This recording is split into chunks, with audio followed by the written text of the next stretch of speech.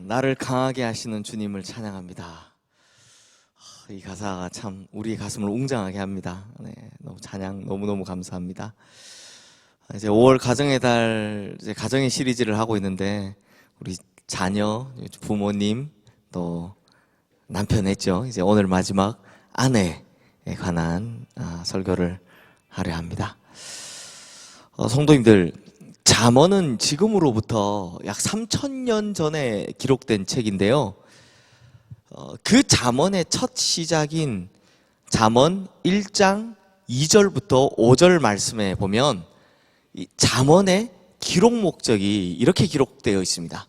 제가 요약해서 말씀을 드리면, 지혜롭게, 공의롭게, 정의롭게, 정직하게 행할 일에 대해서 훈계하고, 어리석은 자는 슬기롭게, 젊은 자에게는 지식과 근신을, 지혜 있는 자에게는 학식을, 명철한 자에게는 지략을 주기 위함이다 라고 합니다. 이걸 아주 간단히 설명하면 이 세상 살아가는데 꼭 필요한 지혜를 가르쳐 주겠다라는 것입니다. 이렇게 세상살이에 대한 지혜의 내용들이 기록된 책, 그것이 바로 잠언이다 라는 거죠. 그런데 성도님들, 방금 잠언의 첫 시작에 잠언의 기록 목적이 쓰여져 있다라고 했죠. 그래서 이게 대부분 어떤 글을 쓰든지 대부분 마찬가지인데요. 처음에는 글 쓰는 목적을 씁니다. 내가 왜 이 글을 쓰냐면 이렇게 목적을 쓰죠. 그리고 마지막에는 결론을 쓰는 법입니다. 내가 이 글을 쭉 이렇게 썼는데 그 결론이 이렇다라고 마지막에 쓰는 법입니다. 그렇기 때문에 이 마지막은요, 참 중요합니다. 저도 설교 쓸 때 만약에 설교를 썼는데 설교가 너무 길다, 혹은 제가 이게 성서학 전공이라서 그런지 너무 설교를 어렵게 썼다, 이렇게 돼서 오늘 설교 다 기억 못 하실 것 같은데 라는 마음이 들면, 제발 이것만이라도 꼭 좀 기억해 주십시오 하는 마음으로 끝에 이렇게 이야기합니다. 이제 설교를 마무리하겠습니다 라는 이 멘트를 하죠. 그리고 그 뒤에부터라도 꼭 좀 잘 들어주세요, 꼭 좀 기억해 주세요 라는 마음으로 쓰는 겁니다. 그렇다면 지난 3000여 년 동안 정말 역사상 수많은 사람들에게 의해서 세상에 있는 지혜의 글들 중에서는 진짜 최고다라는 극찬을 받아온 잠언, 이 잠언 중에서도 가장 중요하다고 할 수 있는 맨 마지막 내용이 뭐냐?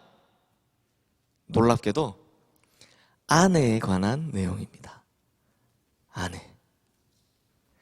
잠언의 맨 마지막 장인 잠언 31장 1절 2절 말씀을 보면 이 내용은요, 르무엘 왕의 어머니가 자신의 아들, 자기 태에서 태어난 아들, 그것도 서원해서 낳은 이 소중한 아들에게 내가 대체 뭘 알려줘야 되나, 이렇게 고민하다가 해준 이야기라고 합니다. 이렇게 자신의 아들을 너무나 사랑하고 너무나 특별하게 너무나 소중하게 여기는 어머니가 깊은 고민 끝에 결국 해주는 말이 뭐냐? 너 여자한테 힘쓰지 마라. 여자는 임금도 멸망시킬 수 있다라는 겁니다. 그러는 반면에요, 좋은 아내를 얻는 것은 진주를 얻는 것보다 훨씬 더 값어치 있다라고 말씀합니다. 그러면서 잠언은 이렇게 좋은 아내를 현숙한 여인, 현숙한 아내라고 말씀을 하는데요. 그런데 성도님들, 여기에 현숙한이라는 말이 히브리어로 보면 하일이라는 단어입니다. 그런데요, 이 단어가 원래는 어떤 뜻으로 자주 쓰이냐? 힘, 능력, 권세, 혹은 부유함, 그리고 제일 많이 쓰인 건 용맹함이라는 단어에 사용된 이런 것에 사용됐습니다. 그러니까 군인들에게 자주 쓰였던 단어입니다. 용맹하다, 힘이 세다 이럴 때요. 그러면 힘이 센 아내, 능력이 좋은 아내, 부유한 아내, 용맹한 아내, 좀 이런 표현들이 어색하죠. 남자가 이런 아내를 얻은 게 제일 좋다라고 말하는 그 지혜서에서 힘센 아내를 얻어라, 용맹한 아내를 얻어라, 이게 좀 어색하지 않습니까? 그래서 우리 성경에서는 이걸 현숙한이라는 단어로 붙였는데 이게 제 개인적인 생각이지만 히브리어를 번역한 세상의 모든 성경 중에 현숙한이라는 표현을 쓴 우리 성경이요, 세상에서 제일 잘 번역한 것 같습니다. 현숙. 우리 성도님들 성함 중에 많으신데 현숙 참 잘 번역한 것 같습니다. 왜냐하면 이 10절 이하에 보면요, 어떤 아내가 현숙한 아내인지에 대해서 쭉 설명을 하고 있는데요, 그 내용을 보면 뭐 힘이 세거나 능력이 있거나 부유하거나 뭐 용맹한 여인과는 좀 거리가 있기 때문입니다. 그렇다면 역사상 지혜의 글로는 정말 세계 최고라고 하는 이 잠언에서 맨 마지막에 특별히 강조하고 있는 현숙한 아내는 대체 어떤 아내일까요? 잠언 31장 10절에서 22절까지의 말씀을 보면 모두 22가지의 예시가 나옵니다. 22가지. 이게 왜 22가지인가 하면 답관체라는 거 혹시 들어보셨습니까? 답관체. 답관체가 뭐냐면요, 영어의 A, B, C 뭐 이렇게 알파벳이 있죠. 마찬가지로 히브리어에도 알렙, 벳, 기멜 같은 이런 알파벳이 있습니다. 그 알파벳이 총 22개인데요. 이게 글을 쓸 때 각각의 각각의 절들의 시작되는 첫 글자를 이 알파벳 순서대로 쭉 나열해서 쓰는 거, 이걸 답관체라고 합니다. 그러니까 알레프 글자로 시작되는 거, 그다음에 베트 글자로 시작되는 단어, 이렇게 시작되는 겁니다. 이렇게 해서 22개를 쓴 겁니다. 요걸 답관체라고 합니다. 이게 대표적으로 성경에서 제일 긴 장인 시편 119편이 이런 답관체로 되어 있죠. 그러니까 단락마다 첫 시작의 글자를 이 히브리어 첫 글자로 쓴 겁니다. 뭐 어려운 이야기지만 제가 이 말씀을 드리는 이유는 한글로 번역된 성경에서는 그 느낌을 다 살릴 수 없기 때문에 요렇게 히브리어로 읽으면 요렇게 되어 있다라는 거 이제 상식적으로 알아두시면 좋고요. 그런데 성도님들, 이 22개의 내용을 한 절 한 절 읽다 보면 솔직히 이런 생각이 듭니다. 아니, 세상에 이런 여인이 어디 있나? 라는 생각이 듭니다. 뭐 그냥 완벽합니다. 말 그대로 슈퍼우먼입니다. 22가지가 되는 이 내용을요, 제가 아주 간단히 요약을 해보면 믿음이 가고 선하고 부지런하고 지혜롭고 자기 자신을 아름답게 꾸밀 줄 알아야 합니다. 그리고 가족을 위해서는 강하고 헌신적이지만 이웃들에게는 넉넉하고 따뜻한 마음으로 나눠주고요, 집안을 일으킬 만큼 경제적으로 이 경제적인 관념도 좋고 또 사람들 앞에서는 남편도 다 지켜 세워주고, 그러다 보니 자녀들은 늘 어머니에게 감사하고 남편은 아내 칭찬하기를 바쁘다라고 합니다. 이러한 여인을 현숙한 아내라고 합니다. 이게 줄이고 줄였는데도 이 정도입니다. 그렇다면 성도님들, 이게 과연 가능할까요? 이런 사람 있을까요? 이에 대해서 재밌는 이야기가 있는데요, 제가 사실 이 이야기 읽다가 이 설교를 써야 되겠다라고 생각을 했습니다. 한 천사가요, 크게 실수를 하는 바람에 멀쩡하게 살아있는 남자 3사람을 천국에 데려와 버렸답니다. 물론 진짜 있었던 일은 아니고 지어낸 이야기입니다. 아니, 멀쩡하게 살아있어야 할 사람을 지금 천국에다 데려왔으니 이게 얼마나 난감한 일입니까? 그래서 이제 베드로 사도가요, 대표로 나와서 아이고 죄송합니다, 여러분 좀 더 오래 살다 오셔야 하는데 천사가 실수하는 바람에 잘못 오셨습니다 라고 사과를 하고선 대신에 다시 세상에 돌아가실 때 필요한 거 하나씩 말씀하시면 그 소원 저희가 다 들어드리겠습니다 라고 이 합의를 시도합니다. 그랬더니 이 첫 번째 남자가 하는 말이, 저는 평생을 너무 가난하게 살았습니다. 그래서 너무나 힘든 삶을 살았습니다. 이제 다시 세상으로 돌아간다면 정말 큰 부자가 되어서 죽을 때까지 돈이나 한번 실컷 써보고 싶습니다 라고 말을 하더랍니다. 그러자 베드로가요, 이 남자에게 큰 돈보따리를 하나 쥐어서 돌려보냅니다. 그래서 두 번째 남자가 말하기를, 저는 평생 다른 사람들에게 눌려서 정말 억울한 일 많이 당하고 살았습니다. 그래서 너무 힘들었습니다. 이제 다시 세상으로 돌아간다면 정말 힘 있는 사람, 권세 있는 사람이 되어서 억울한 일 당한 사람들 도와주며 살고 싶습니다 라고 말을 하더랍니다. 그래서 베드로가 이 남자에게는요 정말 큰 권세를 쥐어서 보냈습니다. 그리고 이제 마지막 한 사람 남았죠. 그런데요, 하필 이 남자가 노총각이었답니다. 그래서 베드로가 당신은 소원이 무엇이오? 라고 물어봤더니 이 노총각이요 또 얼마나 신앙심은 깊은지, 저는 돈도 필요 없고 권세도 필요 없습니다. 저는요 남편에게 믿음을 주고 선하며 부지런하여 물질도 잘 모으고 자기 자신을 아름답게 꾸밀 줄도 알며 지혜롭고 인애를 베풀 줄 아는 등등등등등등 쭉 이야기하다 현숙한 여인이 필요합니다 라고 이렇게 잠언 31장 말씀을 줄줄줄줄 다 외우더랍니다. 그랬더니 이 베드로 사도가 이 남자를 보면서 기특하다면서 빙그레 웃으며 이 남자한테 뭐라고 한지 아십니까? 세상에 그런 여자 있으면 내가 데리고 살겠다 그러더랍니다. 성도님들, 물론 유머지만 이게 그만큼 어렵다라는 겁니다. 그래서 많은 우리 성도님들이, 특히 여성된 성도님들이 잠언 31장 말씀을 보면서 오히려 좌절하기가 쉽습니다. 더 좌절하는 마음이 더 많이 들 겁니다. 야, 이건 말도 안 된다. 이건 뭐 어디 위인전에나 나올 법한 수준인데 이걸 나보고 어떻게 하라는 거냐 라는 생각하기 쉽습니다. 저도 보니까요, 이번 설교를 준비하면서 자세히 보니까 와, 이런 사람이 있을까 이런 생각이 들더라고요. 그래서 제가 이번에 설교를 준비하면서 도대체 세상의 다른 지혜의 글들에서는 좋은 아내에 대해서 어떻게 설명을 하는가, 이게 궁금해서 한번 찾아봤습니다. 먼저 명심보감을 봤더니요, 부행편에는 4가지가 나옵니다. 마음씨를 강조하는 부덕, 맵씨를 강조하는 부용, 말씨를 강조하는 부언, 솜씨를 강조하는 부공. 부덕, 부용, 어디서 많이 들어보셨죠? 우리 성도님들 이름 중에 오늘 우리 성도님들 이름 많이 나옵니다. 현숙, 부덕, 부용 계속 나오네요.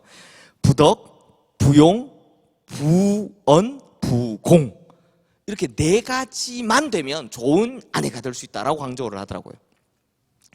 그럼 유교에서는 이렇게 이야기했으니까 불교에서는 어떻게 이야기할까 궁금해서 찾아봤더니 부처님 설법 중에 옥야경이란 게 있더라고요.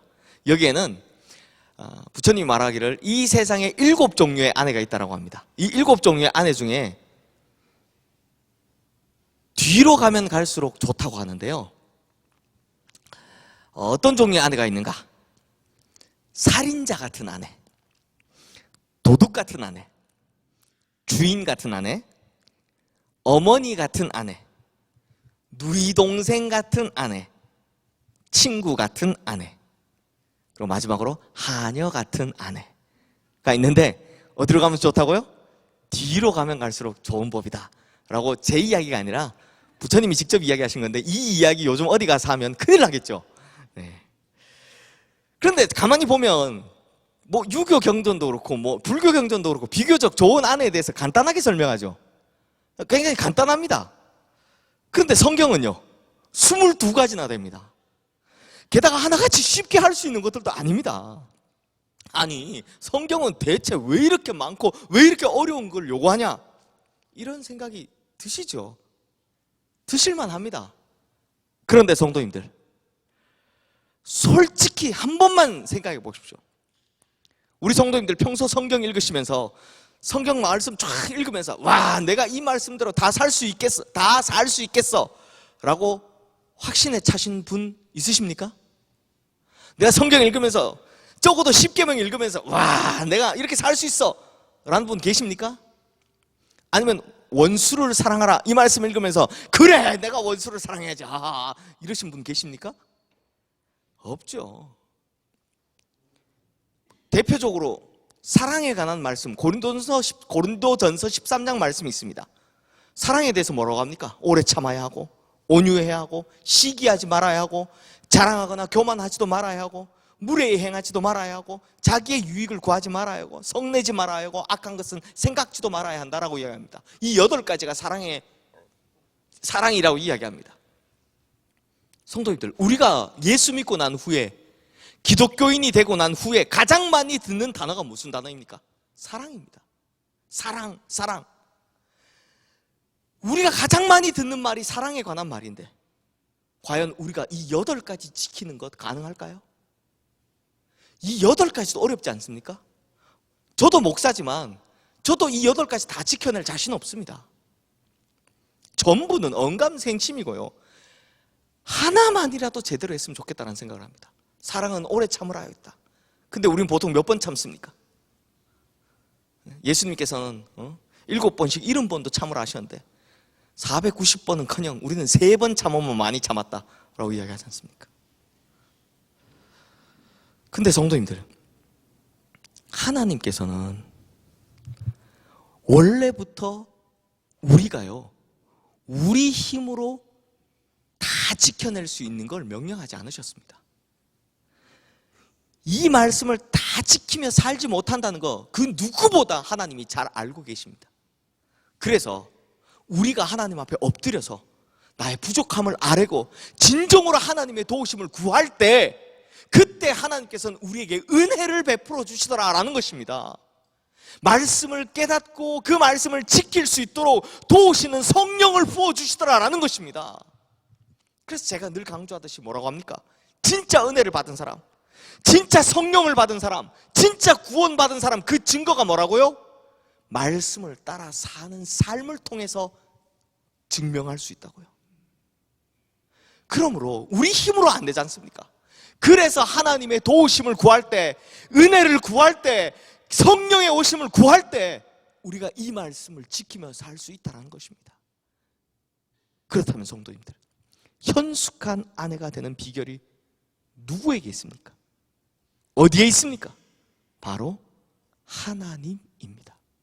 그래서 오늘 본문 30절 말씀에 보면 고운 것도 거짓되고 아름다운 것도 거짓되나 오직 여호와를 경외하는 여자는 칭찬을 받을 것이라 라고 말씀하는 겁니다.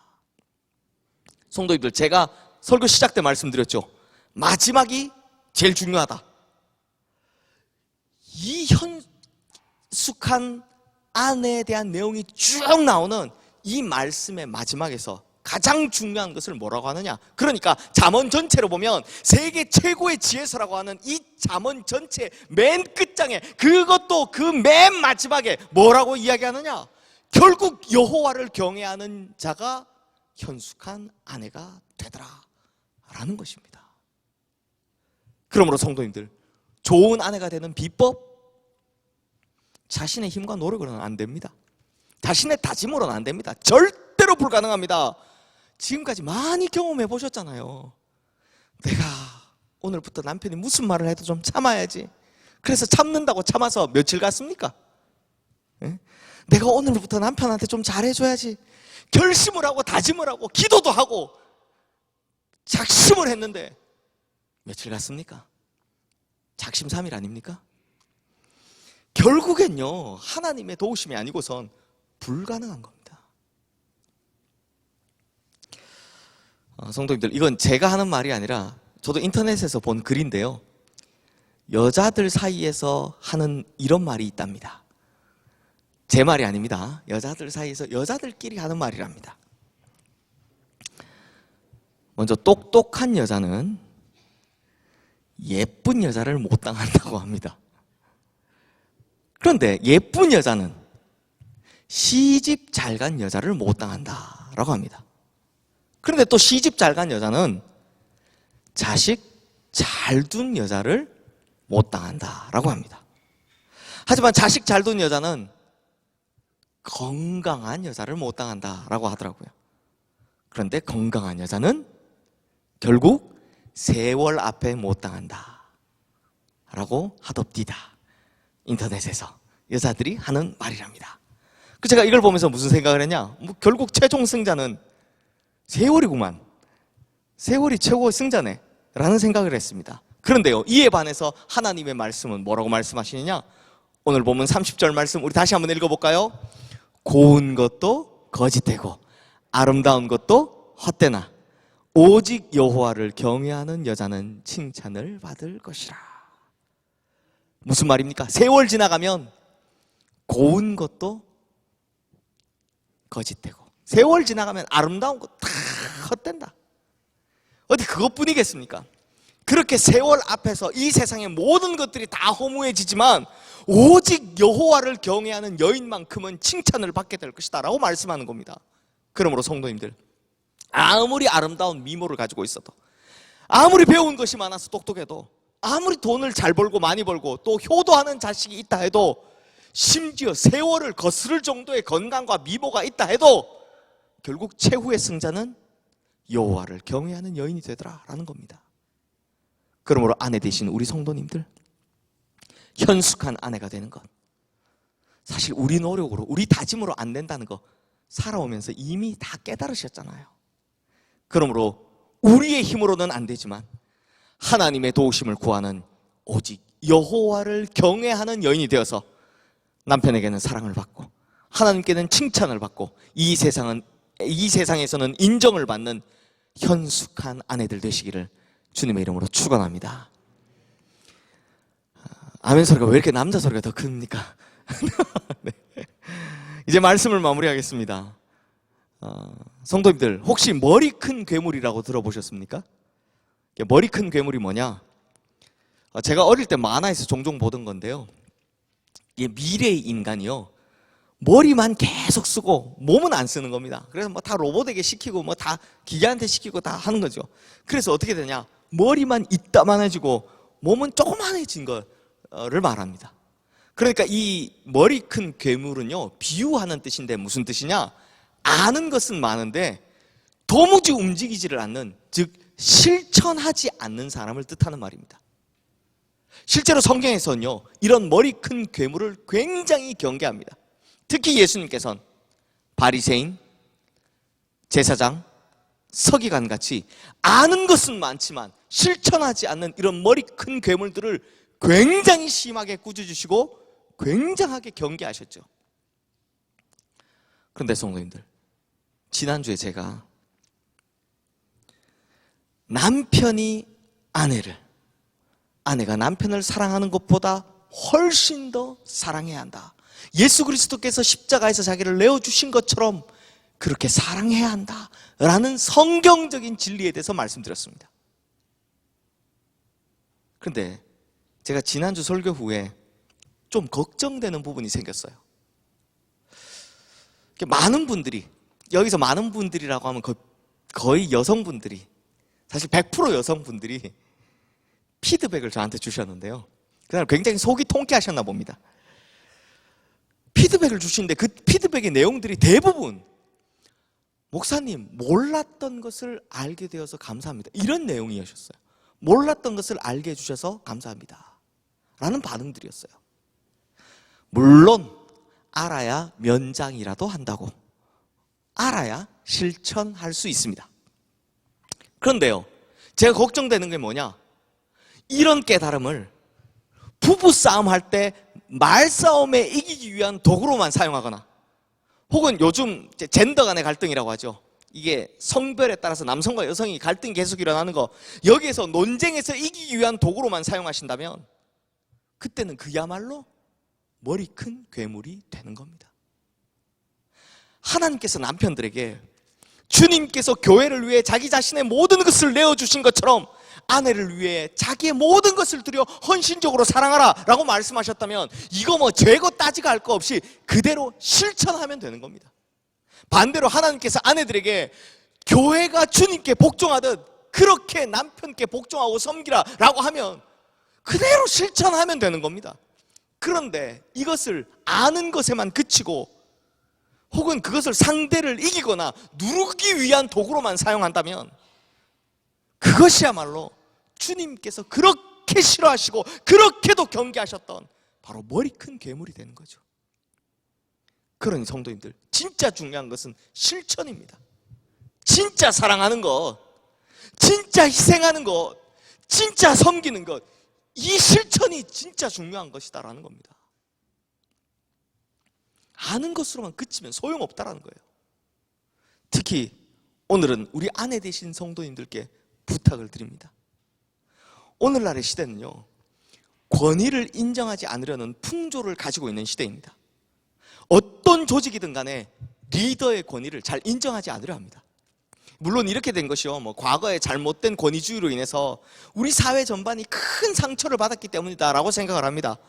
그런데 오히려 너무 심한 역작용으로 인해서 어떤 권위든 간에 무조건 인정하지 않으려는 그런 풍조를 가지고 있는 시대가 요즘 시대입니다. 그리고 이러한 시대의 풍조가요, 곳곳에 다 영향을 미치게 되었습니다. 그러다 보니 가정에서도 자녀들이 아버지의 권위를 인정하려 들지 않습니다. 아내가 남편의 권위를 인정하려 들지 않습니다. 실제로 요즘 베스트셀러가 되는 책이나 영화를 보면요, 가정이 잘못되는 모든 책임이 남편에게 있는 것처럼 그려내는 것을 아주 자주 볼 수 있습니다. 이런 책이 베스트셀러가 됩니다. 그러다 보니 하나님께서 세워주신 가장, 제가 지난주에 말씀드렸죠, 가정의 주장이라는 이 영적인 권위마저도 무너져 버렸습니다.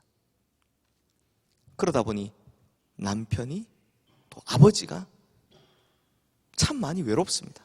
참 많이 힘들어졌습니다. 하지만 성도님들, 하나님께서는 가장으로 세우신 남편의 자리를 무겁게 존중하라 라고 합니다. 아니, 남편을 예수 그리스도에게 비유하셨다. 그리고 아내를 교회에 비유하셨다라고 말씀드렸죠. 남편을 예수 그리스도에게 비유하셨다라는 말이, 제가 지난주에 설명드렸던 것처럼 섬김의 책임에 있어서도 예수 그리스도께서 자기를 십자가에 내어준 것처럼 그렇게 섬겨라라는, 그만큼 무겁게 책임을 주시기도 하셨지만, 반대로 생각하면 영적인 권위에 있어서도 예수 그리스도처럼 크게 무겁게 해주셨다라는 거, 이걸 왜 모르십니까? 죽게 하듯 하라, 이 말씀이 바로 그 뜻 아닙니까? 그러므로 아내 되신 우리 성도님들,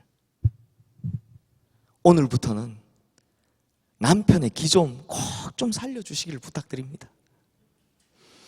주님을 존중하듯 남편을 존중해 주시고, 주님을 사랑하듯 남편을 사랑해 주시기를 주님의 이름으로 축원합니다. 역시 3부는 아멘이 참 잘 나옵니다. 1부 때는 아무도 아멘 안 하셔서 억울한 일이 있으세요라고 제가 여쭤봤는데요. 그리고 또한 주님을 섬기듯 남편을 섬겨주시고, 주님을 위해 헌신하듯 남편을 위해 헌신해 주시기를 주님의 이름으로 축원합니다. 잠언 31장 말씀에 나오는 현숙한 아내가 되기 위한 22가지의 덕목, 제가 이거 참 그냥 안 읽고 넘은 거 가려다가 제가 이거 꼭 좀 말씀을 드려야 되겠다 싶어서 제가 조금만 요약해서 읽어드리겠습니다. 22가지가 뭐냐? 남편은 아내를 믿으며 아내는 남편의 모든 필요한 것을 충족시킨다. 아내는 남편을 방해하지 않고 일생 동안 남편을 돕는다. 양털과 아마를 구해다 열심히 씨를 짜며 먼 항구로부터 수입해온 소중한 식품을 사들인다. 동트기 전 이른 시간에 일어나 식구들의 아침을 준비하며 그날 하인들에게 시킬 일을 미리 정해둔다. 부지런히 돌아다녀 좋은 밭을 사들이고 손수 포도나무를 심는다. 그녀는 원기왕성하고 부지런하며 항상 값싸고 질 좋은 물건이 어디 있는지 살핀다. 그리고 밤늦도록 열심히 일한다. 가난한 사람을 위해 옷을 짓고 공공한 자에게 넉넉히 나눠준다.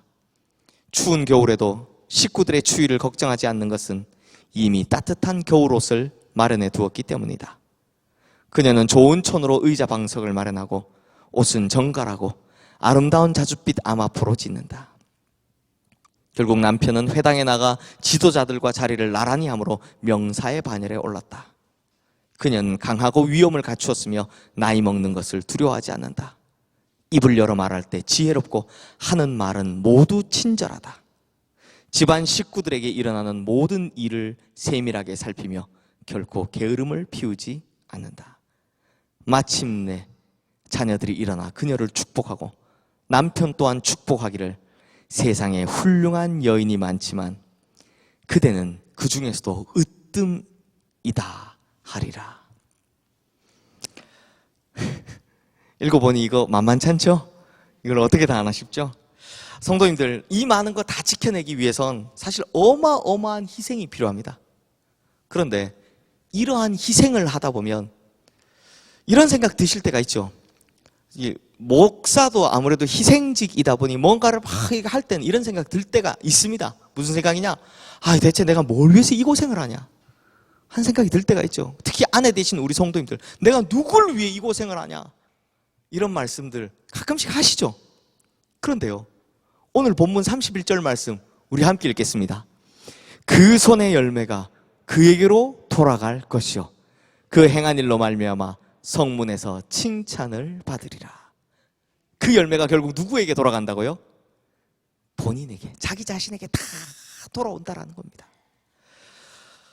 모든 세상살이에 대한 성경의 원칙은 언제나 확실합니다. 갈라디아서 6장 7절 말씀이죠. 심는 대로 거둔다. 심는 대로 거둔다. 그러니 남편을 헌신적으로 사랑하고 남편을 위해 희생하고 남편을 위해 최선을 다하는 것, 그로 말미암은 축복은 결국 누가 다 받는다고요? 본인이 다 받게 되어 있다라는 겁니다.